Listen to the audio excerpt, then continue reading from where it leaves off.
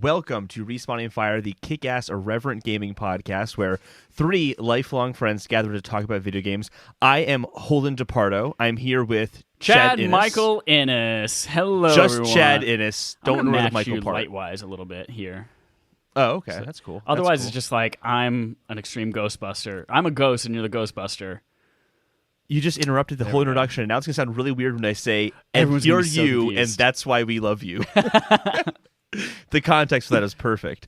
We have a special side quest episode today where Chad and I are going to be talking about Banjo-Kazooie, which was the BARF game of the month. I had not played Banjo-Kazooie before. You have. I have played Banjo-Kazooie many, many times. Many, many times. Okay, so you won't be as infuriated with the parts that I was infuriated with because... Correct.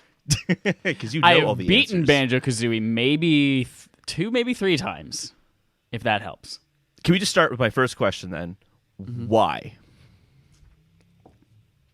Why did I beat it? Or Yeah, why did you want to beat this game multiple times? That's my first question. I really, really love this game. I love it a lot. As you mentioned, yes, I played it. I played it way back whenever it came out on the N64. I think we got it as soon as it came out. I don't know, it was 8 when it came out, but I remember having it like when it was popular to talk about at school. I played it a lot when I was a kid. I remember making my mom a Mother's Day card that said, "Happy Mother's Day. I can't wait for Banjo-Tooie to come out so that we can play together." And my mom was like, "Oh, yeah. That sounds great." I loved this game a lot. And I'm going to be upfront in saying that because I played it there on N64 a lot as a kid, I played it on the Xbox 360 quite a few years ago and got everything except for 4 jiggies that were, not jiggies, but the music notes that were glitched and didn't show up in my game. I came back to it and just explored the save file that I had already completed everything, and I just went back and explored all the worlds again, fought some monsters and things. So I didn't actually play the game start to finish again, but I went back to all the different worlds and played around in them. So I did not quite complete everything as we were supposed to in a BARF game, and for that, I'm going to forgive you for your grievance as well. I appreciate it. I was going to say I should let everyone know that I did not finish the game. I got to actually I'll save where I ended because that's a big issue for me. We'll get there. But I guess I wanted to start off with this being a kind of 3D platformer, I'd say open world, but like open level 3D platformer, kind of like a Mario 64. How do you think this compares to that? Because I feel like those two games being on the 64 are kind of easily comparable. Yeah, they're definitely, when you think about N64 or you think about first 3D platformers, the first thing that everyone comes to mind is like, oh, yeah, duh, Super Mario 64. And then the second thing is always, yes, Banjo-Kazooie. So they are absolutely comparable.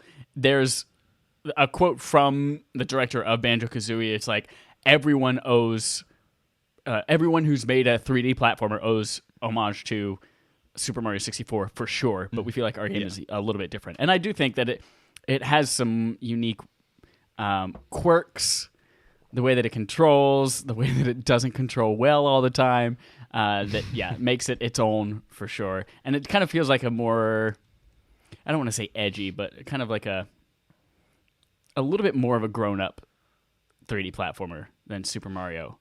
That's not really the word I want either, but I think I know it's what you mean, unique. though. It's harder than Super Mario 64. It is harder for sure. Yep.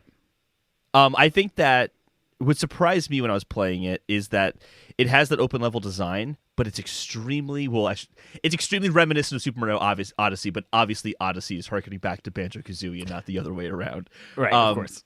There are so many similarities into how the world structure works.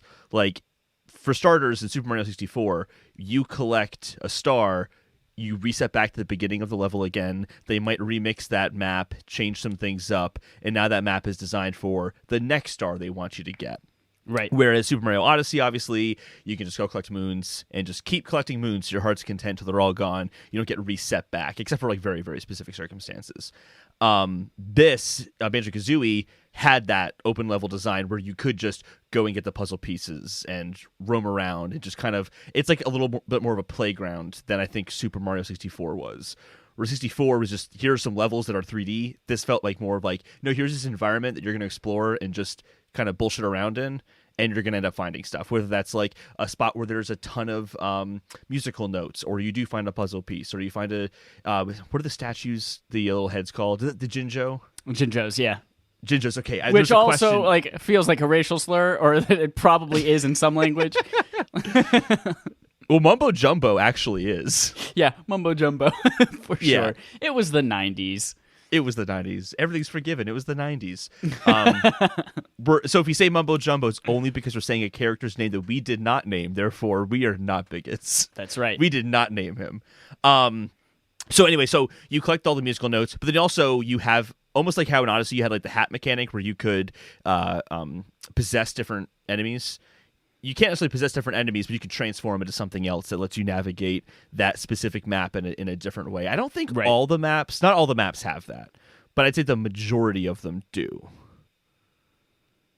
I can't, or I don't know if I can think of one that didn't have one. I don't think that maybe Gobi Desert. Did.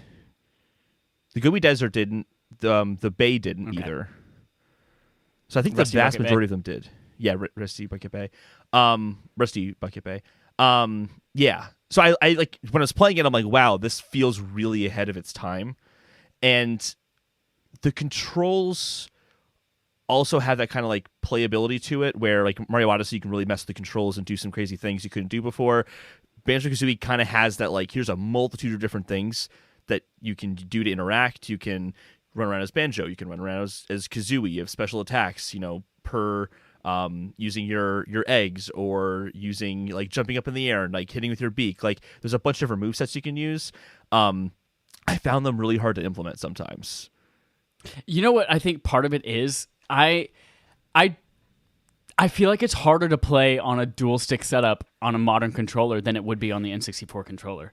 Yes. I 100% don't think I remember it being or controlling as poorly whenever it was using an N64 controller, because you traditionally you had the one joystick on the N64. You don't have the camera controls; those are usually mapped to the C buttons, and so I don't think it translated 100% well to modern controllers for sure. Absolutely. Like a good example of that is when you are there's a move, I don't know what the move's called, but you use the golden leaf and you can kind of just move through any object, and you're basically invincible. I would activate that accidentally all the time because I'd go to move Kazooie forward after releasing Kazooie, but I'd have my right thumb on the thumbstick and I'd move it to the right, and all of a sudden I'm in that invincible mode. I'm like, didn't mean to do that. Usually there's enough golden leaves around, or golden feathers around, that it wasn't too much of an issue. I also tend not to use special abilities like that anyway, so like it wasn't like a huge loss, except for one time where I really had to use it. But like one that I got me is when you jump and then hit with your beak. Yeah. Sometimes I felt like I couldn't quite implement that fast enough, and that's like when the bees were like, that one room with all the bees are coming after you. That got kind of hard. Yeah. Especially when you're timed on it later on in the quiz show, whatever it's called, at the end. You love that quiz show. Oh, we'll talk about that quiz show. So, yeah, I think all the worlds were unique and stood out on their own. Like especially on N64, any water level is always atrocious. Oh God, yeah, frickin' what was Clinker's Cavern? Clinker's Cavern, yeah. God damn it. I hate water levels, especially those first 3D platformers that have those water levels in them. With the unnecessarily inverted controls that make it really awkward to move around. It's so frustrating.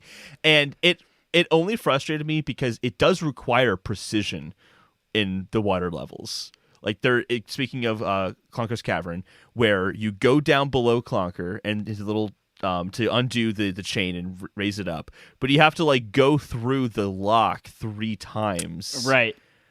And you'll never make it on your own with the air unless you follow that stupid fish around and hitting those bubbles to get your air supply up. And I'm like, oh, it'll fill up your whole air supply. It only fills up one, like, I guess it's one honeycomb. Yeah. And oh man, like that infuriated me because I'm like, I die just trying to get more bubbles so I could survive down there longer. And it was like, oh man. And I actually feel like the Xbox One controller is better suited for that, because the joystick on an Xbox One is way better than it is on a N64. For sure, yeah. But oh man, like that, like some of that. When I got at that level, I'm like, thank God I'll never have to deal with another water level again. Except there's water in a good number of worlds after that. Yep. But it's like it's hard to fault Banjo-Kazooie for that because no game had really figured that out. And at that point, I'd say even now, games don't really have water like figured out. Yeah, there's no game I can think of off the top of my head is like, whoa, this is the perfect water experience. Even a game like like I think about Abzu, who the entire game is focused around being underwater. It's like it still didn't quite feel perfect. Yeah. But there's like on kind of positiveness of the game. There's a lot of charm to it.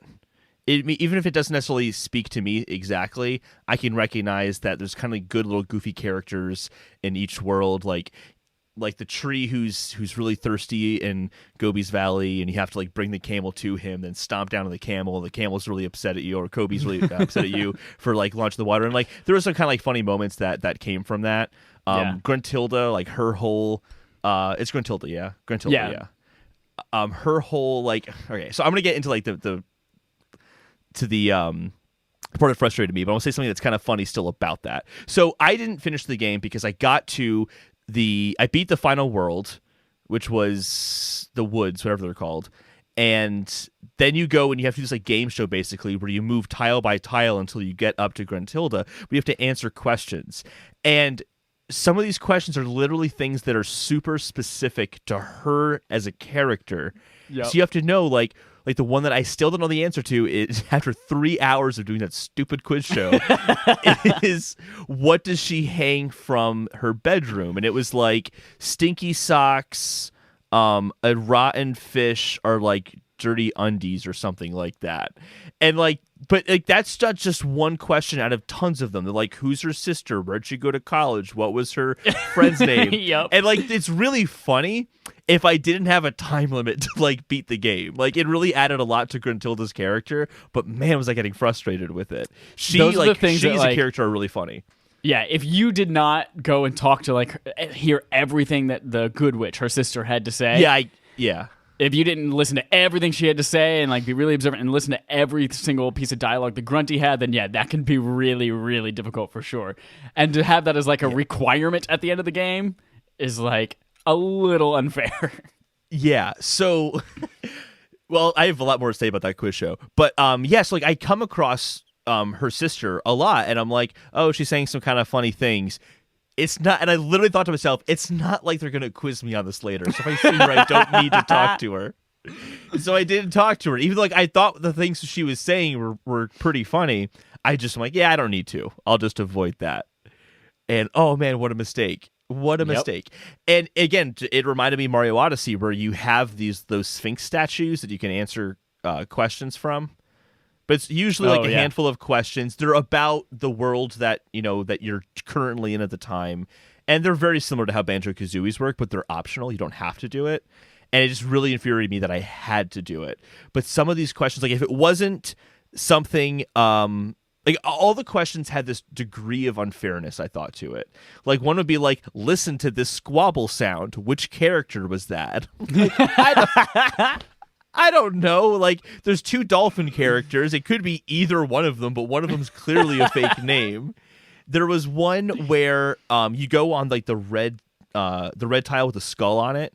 And if you fail that question, that's it. You're done. Period. You have to start all over again. And that would be one where it's like, here's a picture of a location. We've zoomed up on it. It's an orange circle. Where is that? I'm like, are you fucking kidding me? And because I had done really well up until that point, I lose. I kept losing. But the one that infuriated me the most, the nice thing about the open world structure is you can avoid certain parts of the game if it's like too hard for you. For example, in the Rusty Bucket Bay, yeah. There's the box boss battle, which there's not many boss battles, but I came across like the box boss. And you have to like jump into him and he breaks apart in different boxes. And I'm like, man, he's kind of hard. I can give up this one puzzle piece. I don't have to do it. And then I come to one of the time-based challenges in that quiz show. And of course, it's the box boss that I couldn't beat before. And now they say 70 seconds. You got to do it in 70 seconds. I'm like, fuck you. I couldn't even do it before. I gave up. So And it seemed like one path I was taking would always result in it being the box boss. Every time I got to that same exact tile, it was always him. I guess I'm so flummoxed with that choice is I was like, pretty good on the game before. I wouldn't say I was like overwhelmingly positive on it, but I got to that point and I'm like, has nothing to do with the gameplay. Like this is the final big challenge of the game. I'm assuming the final boss is right after. It's pretty close to that, yeah. Yeah, and it's like I feel like this is the last kind of big challenge in the game, and there's nothing to do with platforming skills that I've gotten better at over the course of the game. It has nothing to do with like a new ability that they've given you or something like that. Like it doesn't build up to something other than random knowledge I felt like I didn't need to know, but apparently I did. I'd ranted about this, so there was a long rant, but it really infuriated me. So thank you for being nice and forgiving me on this one. Yep. You're welcome. You're welcome. Thank you. To be honest, you were still several days late, despite the game show. But I also was misbehaving, so it doesn't matter. Misbehaving. Yeah, it's a... Do you have a pickle in your mouth, Chad? What's that line? Run around the house with a pickle in your mouth? Misbehaving. That's righteous gemstones. Yeah. Whatever we're talking about. That's not innuendo. We don't have pickles in our mouths. It's innuendo. It has nothing to do with that. I think the first time playing that game as a kid, I think the game show I remember is like where I ended up getting stuck, and that's where I stopped. Yeah. Similar to like, the Zora Temple from Majora's Mask. Like, yep, that's where I infamously got stuck and stopped every single time I tried it. So, in fact, I think maybe the very first time I definitely beat it once as a kid because I remember the key, the stupid, useless key. Did you get the key at all? I never beat that dungeon. There's a key and there's an egg in the game that you can find that are literally useless. Like, they make you think they're going to be used for something, and like people were speculating, like, oh yeah, it's actually this part of the game that was like actually written out, or they got rid of it, but they just left in these two collectibles that literally do nothing. But yeah, that was the spot I always got caught up.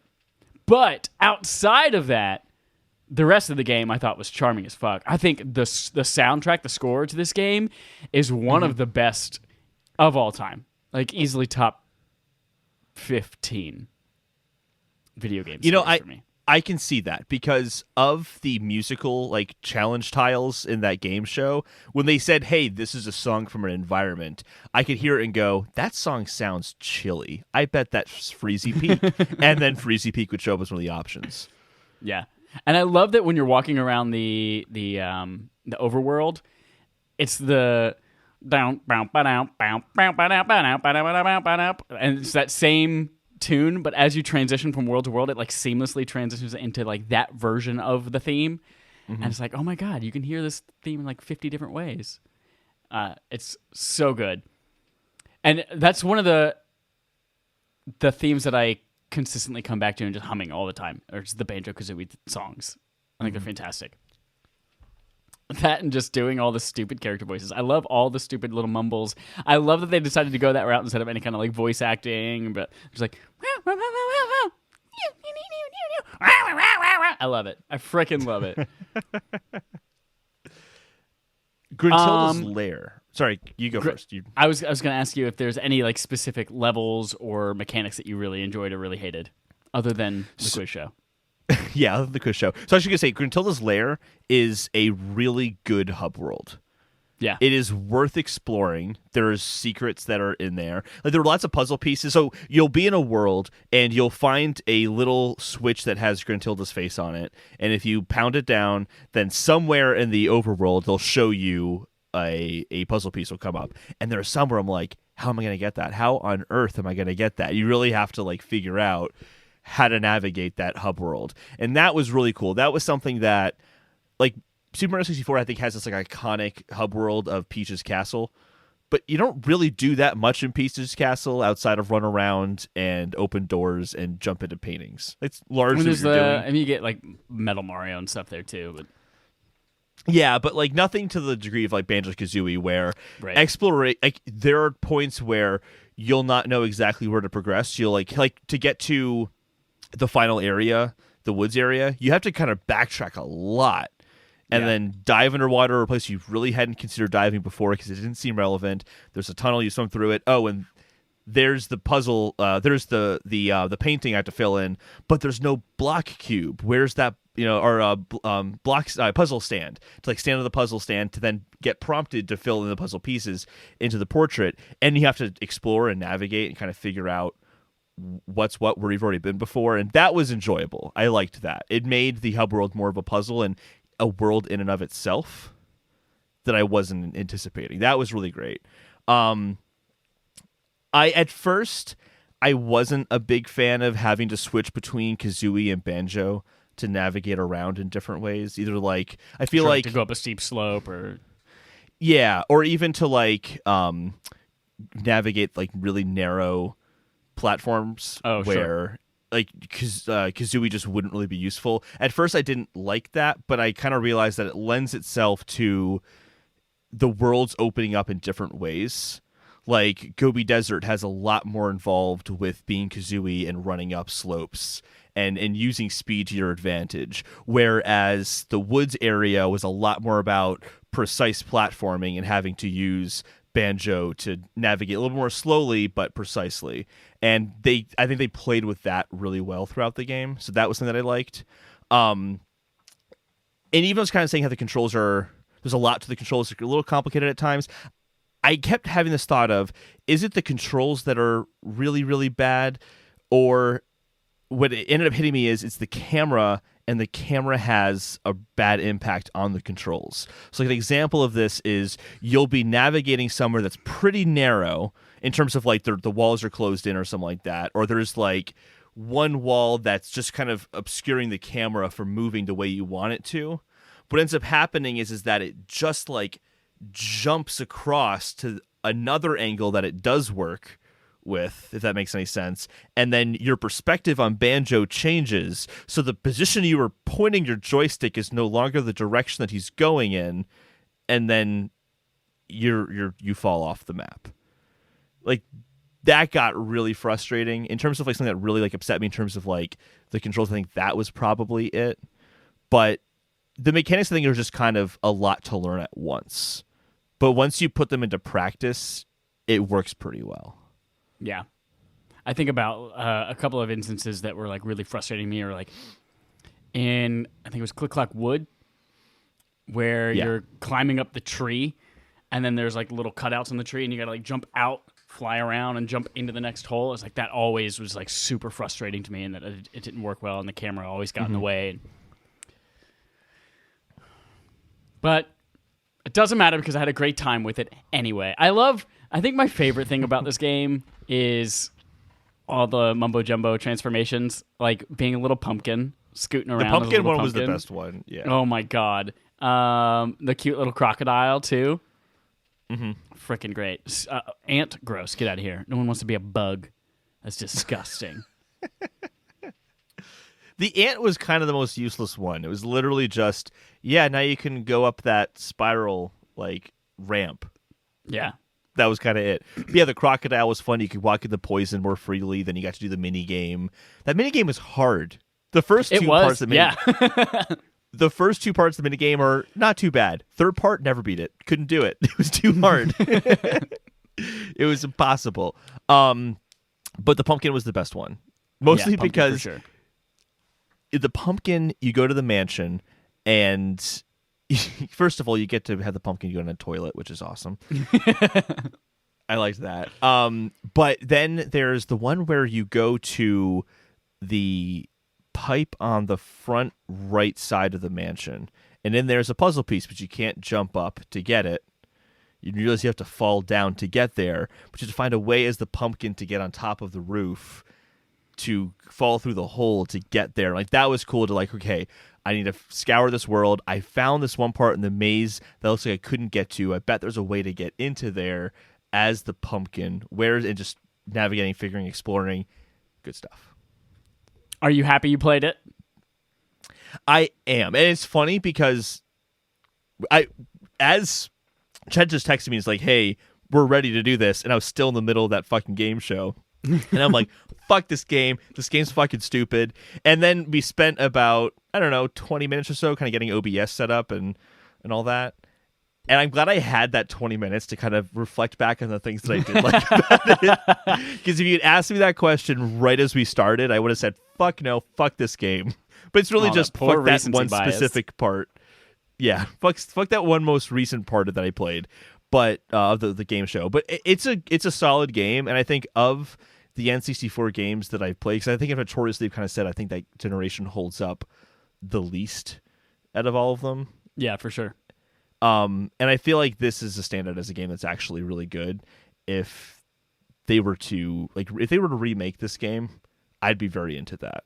To kind of see if they can polish it up with more modern consoles, more modern design, language, and games.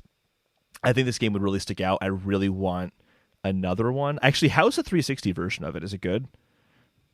It's basically what you see in Rare. Oh, Nuts and Bolts, the game. No, I've never played that. Okay. But there's Banjo-Tooie, which is the sequel to it. I've only ever played like the first 10 minutes of that game. But you told your mom on Mother's Day you're so excited about it. I know. I don't think we ever actually got it as a kid, but I played it on 360. Oh, okay. I'm curious how Nuts and Bolts is. Nuts and Bolts, as I understand, is not an actual game. It's not an actual 3D platformer. I think it's like some kind of puzzle game. Really? Yeah, I don't think it's a traditional Banjo-Kazooie game. I need to find this out.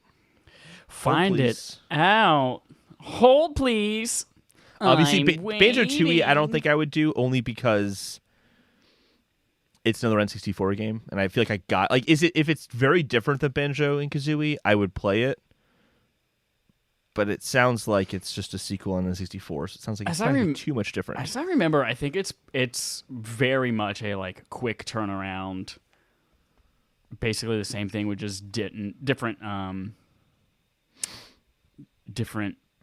levels. Like it's all the same ideas, same mechanics, everything's the same. But again, I only played 10 minutes of it, so take that with a grain of salt and smoke it.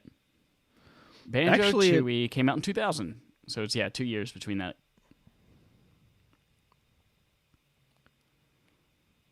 And Mumbo Jumbo, Bottles in the beginning of that game is just dead. They kill him. So here's the Wikipedia description of the gameplay in Banjo-Kazooie Nuts and Bolts. The game mostly revolves around vehicle construction, in which the player must design custom vehicles, including automobiles, motorbikes, boats, and aeroplanes. Gameplay itself is centered on completing a series of challenges depending on the specific vehicle, although some parts of the game retain platforming traits. Yeah, that sounds dumb. Yeah, it's made by Rare. Not interested. Well, now they're doing Sea of Thieves expansion packs like crazy. What an interesting journey they've had, Rare. From Donkey Kong Country to Banjo-Kazooie. What did they do after that? Banjo-Tooie? We already knew that. Shut up. Yes, of course they did. But now they're doing Sea of Thieves. Yeah. They have another game coming out too on Xbox One. Yeah, it's of course Xbox One. Rare owns them. Or isn't it the Battle Royale with swords or something like that, or that's Ninja Overwatch Theory type thing? I don't know. That's Ninja Theory with Bleeding Edge. That's what I'm thinking of.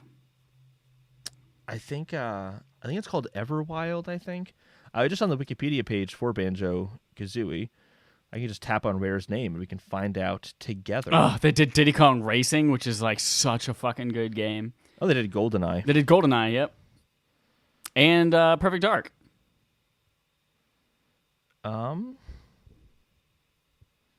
Everwild, yeah, a fantasy action adventure title called Everwild.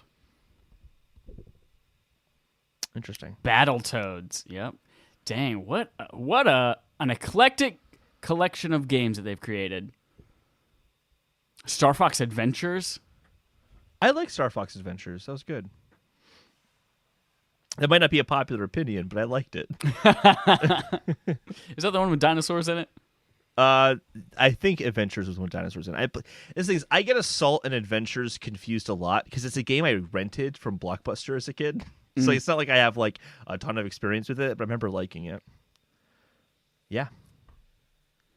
Well, I'm glad I played it. Sounds like you're glad you explored the worlds again. I messed around. I texted you up at 12:30 at night, and we hit it again, and that was it. Yes, enjoyed this game a lot.